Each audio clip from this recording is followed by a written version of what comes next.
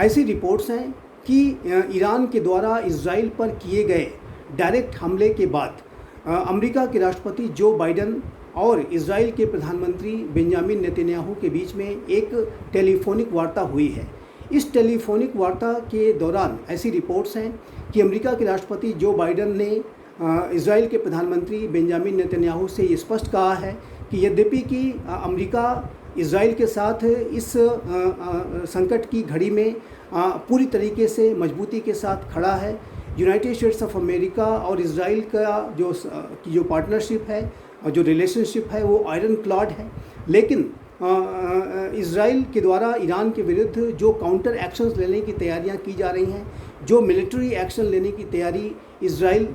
Iran के विरुद्ध कर रहा है, उसमें यूनाइटेड स्टेट्स ऑफ अमेरिका अपना पार्टिसिपेशन नहीं करेगा। यद्यपि कि United states of America Israel को अपना सहयोग, अपना सपोर्ट प्रोवाइड कराता रहेगा। और जाहिर है कि यूनाइटेड स्टेट्स ऑफ अमेरिका का ये जो अप्रोच है वो इस बात को स्पष्ट रूप से दर्शाता है कि अमेरिका इस पूरे युद्ध का कोई बड़ा एस्केलेशन नहीं चाहता। यूनाइटेड स्टेट्स ऑफ अमेरिका नहीं चाहता कि ये युद्ध किसी क्षेत्रीय स्तर पर राष्ट्रों के बीच का हो जाए, या यदि इसका एस्केलेशन ज़्यादा बड़ा होता है तो ये विश्व की महाशक्तियों को भी इसमें एंगेज कर सकता है, और ऐसे में ये जो पूरा युद्ध है ये विश्व युद्ध में भी तब्दील हो सकता है। अभी जिस तरीके से रशिया के राष्ट्रपति व्लादिमीर पुतिन का रिएक्शन सामने आया है, जिसमें कि ऐसी रिपोर्ट्स हैं कि रशिया ने, राष्ट्रपति पुतिन ने कहा है कि किसी अमेरिका के इस पूरे युद्ध में पार्टिसिपेशन के बाद रशिया भी चुप नहीं बैठेगा। तो जाहिर है कि जो महाशक्तियों की तरफ से भी अगर इस तरीके के रिएक्शन आते हैं तो फिर इस युद्ध के वैश्विक स्तर पर पहुंच जाने के, किसी विश्व युद्ध में बदल जाने के भी संकेत हो सकते हैं, और जिस बात को लेकर के महाशक्तियां ऐसा करने से बचना चाहेंगी। इसी वजह से जो इजराइल के द्वारा ईरान के विरुद्ध जो काउंटर एक्शन लिया जाएगा उसमें यूनाइटेड स्टेट्स ऑफ अमेरिका अपना सहयोग तो प्रदान अवश्य करेगा, लेकिन इस पूरे काउंटर एक्शन का जो लीड है, जो ऑपरेशंस हैं वो इजराइल की सेनाओं को ही करने होंगे। और इससे एक बात और सुनिश्चित होगी कि जो भी इजराइल के द्वारा रिस्पांस किया जाएगा उसका सारा क्रेडिट इजराइल की सेनाओं को ही मिलेगा, और ये जो युद्ध है वो इजराइल और ईरान के बीच तक ही सीमित रहेगा। महाशक्तियों के इन्वॉल्वमेंट के बाद जाहिर है कि इसका एक बड़ा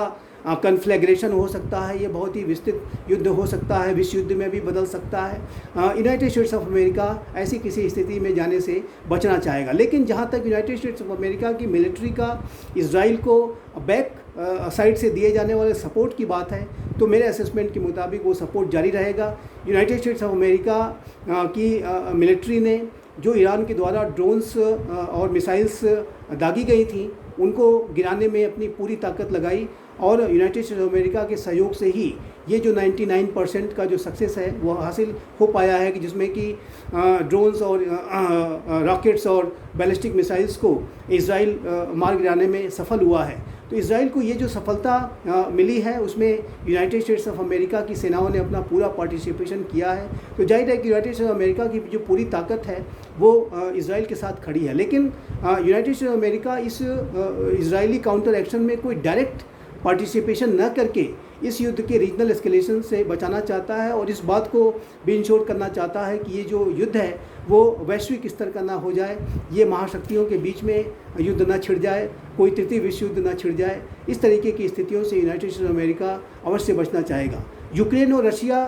के बीच में जो युद्ध चल रहा है वहाँ पर भी यूनाइटेड स्टेट्स ऑफ अमेरिका ने यूक्रेन को बैक चैनल से ही सपोर्ट दिया है, क्योंकि कोई डायरेक्ट अगर पार्टिसिपेशन होता है और रशिया और अमेरिका के बीच में कोई सीधा सीधा अगर युद्ध छिड़ा होता तो ये तृतीय विश्व युद्ध का रूप ले लेता। तो ये अमेरिका के राष्ट्रपति जो बाइडेन, जो कि एक बेहद सीजन डिप्लोमेट हैं और एक स्टेट्समैन हैं, वो इन सारी स्थितियों को बहुत बारीकी से जानते और समझते हैं। इसी वजह से उन्होंने इस तरीके का बयान दिया है कि बेंजामिन नेतन्याहू को अपनी रक्षा की तैयारियां अवश्य करनी चाहिए, और यूनाइटेड स्टेट्स ऑफ अमेरिका की जो पूरी ताकत है वो इजराइल के साथ खड़ी है। लेकिन यूनाइटेड स्टेट्स ऑफ अमेरिका यदि इस इजरायली काउंटर स्ट्राइक में कोई डायरेक्ट पार्टिसिपेशन करता है तो फिर इस पूरे युद्ध का एक बड़ा एस्केलेशन हो सकता है, इसका एक बड़ी मैसेजिंग हो सकती है, और ऐसे में जो अन्य जो महाशक्तियाँ जिसमें कि